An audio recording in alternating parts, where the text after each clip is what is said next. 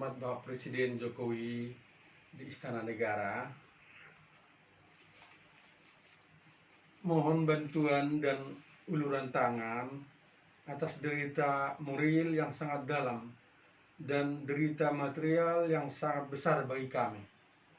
Selama kurang 12 tahun, kami mencari keadilan kepada Bapak Presiden SBY sebanyak 10 kali, Bapak Jokowi 8 kali, tambah 2 kali surat permohonan pada Bapak Wapres Yusuf Kalla.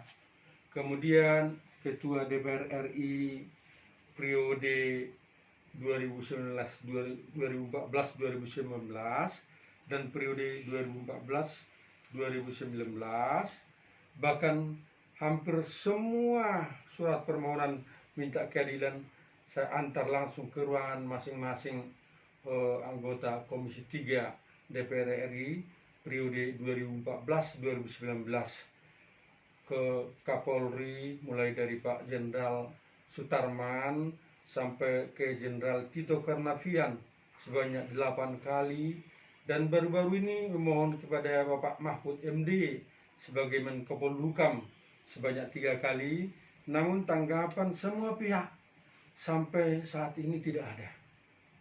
Dalam benak saya, apakah karena pelakunya diduga seorang oknum mantan Kapolda dan terakhir menjabat sebagai Wakapolri, sehingga semua yang minta bantuan tidak ada yang berani?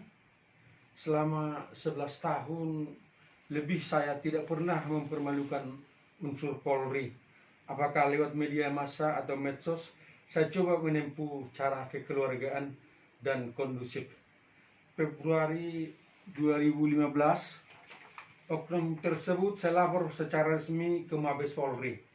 Namun sampai saat ini Januari 2021 tidak ada perkembangan laporan. Adapun kronologis masalah sebagai berikut.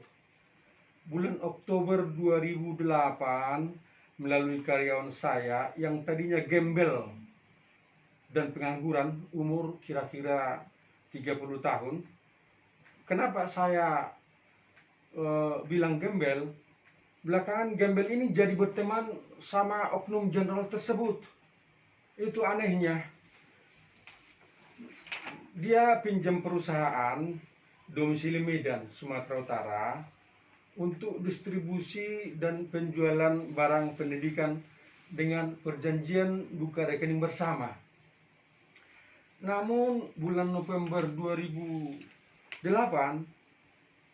karyawan saya ini sudah terpidana 18 bulan karena kasus penggelapan 117 juta putusan dan kasasi tahun 2012, namun tidak pernah dieksekusi oleh JPU. Saya juga heran. Dia bilang tak usah dibuka rekening bersama karena pemilik perusahaan selalu sibuk, toh juga yang melakukan penagihan ke sekolah-sekolah atau pembeli barang adalah kita sendiri, sehingga saya tidak mendesak pemilik perusahaan buka rekening bersama. Tetapi bulan Januari 2009, karyawan saya ini diam-diam sudah mengadakan penagihan ke beberapa tempat dengan nilai 117 juta. Dasar itulah dia divonis penjara 18 bulan. 2 minggu berulang kali saya hubungi dia, tidak ada respon. Lalu saya tugaskan tim penagih ke pembeli barang. Disitulah ketahuan bahwa semua tagihan penjualan barang kurang lebih 2,2 miliar sudah masuk ke rekening yang mereka buka atas nama perusahaan yang saya pakai, dengan cara pemilik perusahaan telah membuat rencana jahat mengangkat karyawan saya ini sebagai wakil direktur di perusahaan tersebut.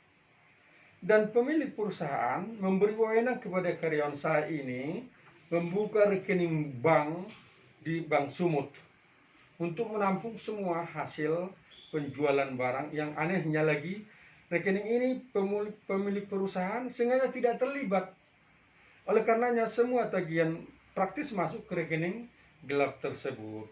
Singkat cerita, karena merasa ditipu, saya lapor ke Polda Sumut dengan laporan penggelapan 117 juta dan ditambah percobaan penggelapan kurang lebih 2 miliar 200 juta.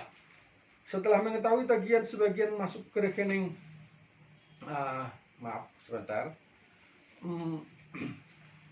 masuk ke rekening yang mereka buka,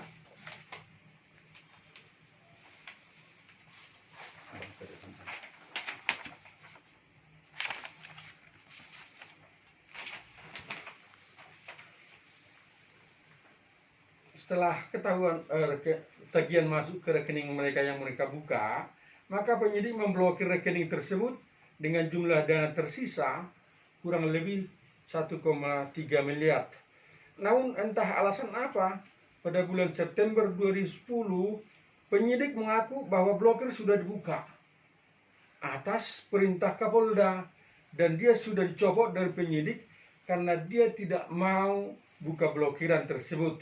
Kemudian tanggal 19 September ada SMS masuk ke saya, ke HP saya, yang isinya blokir sudah dicairkan dengan rincian 500 juta untuk Kapolda, 400 juta untuk tim mereka, tim penjahat ini, 250 juta untuk reskrim, 117 juta dikembalikan kepada saya, ya, hasil penggelapan yang 117 juta, tapi ini tidak dikembalikan. Setelah kita cek dan konfirmasi ke bank, benar blokir sudah dibuka dengan rincian jumlahnya semua benar. Beberapa hari kemudian kita lapor ke Kapolda.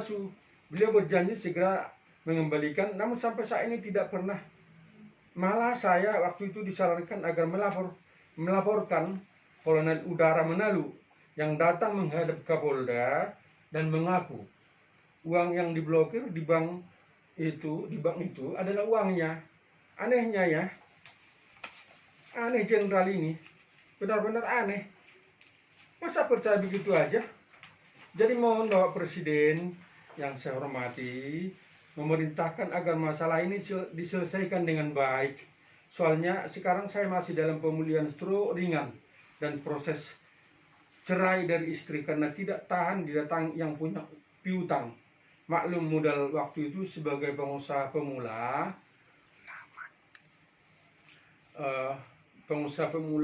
dipinjam dari keluarga dan teman-teman tanpa bantuan Tuhan dan yang Maha Kuasa dan Bapak Presiden Jokowi, masalah ini tidak akan selesai karena yang diduga bikin masalah adalah oknum jenderal polisi pangkat Komjen. Terima kasih Bapak Presiden, kami sangat mengharap ya ini saya sampaikan atas nama Saidin Yusuf Y. Purba, Sarjana Hukum. Terima kasih. Selamat sore.